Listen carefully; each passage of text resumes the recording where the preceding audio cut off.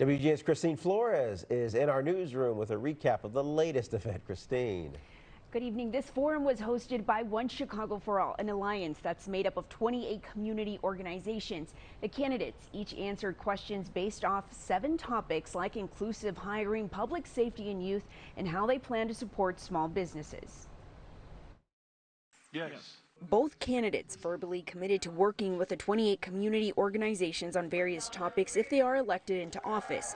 They were first asked about jobs and inclusive hiring. I've already told all 24 of the unions that are endorsing me that they're going to have to create work-study opportunities for both our high school students as well as our city college students. We have to create opportunities for those economic drivers a lot earlier before you even get to high school. So that's about the trades, that's about manufacturing jobs. Then they were asked about small business support specifically for minority owners and their access to capital. We need to set up a mechanism so that we literally create an economic development authority that focuses exclusively not only on these areas, but promoting the type of businesses that can create local ownership and local wealth. We need to move away from reimbursements and towards grants.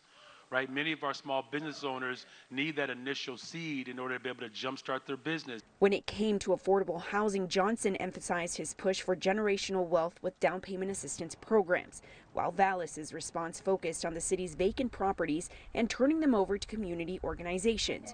On education, the candidates were asked how their platform will engage the community before making decisions on things like funding and instruction. The first thing that I'll do is make sure that CPS endorses the funding formula model that will put more resources in our schools. Community schools is my model.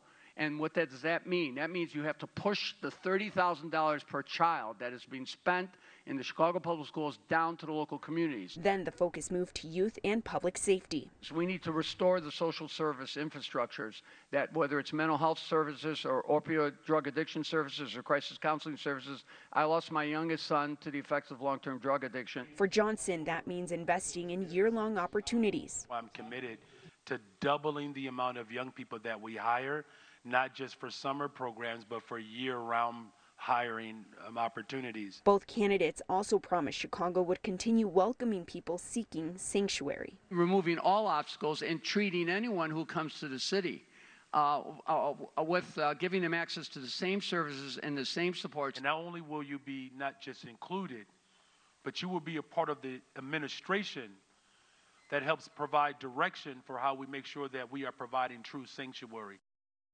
Both candidates also said they will seek guidance from the community organizations that make up the alliance One Chicago for All, since they are fully immersed and already working on the number of issues people face.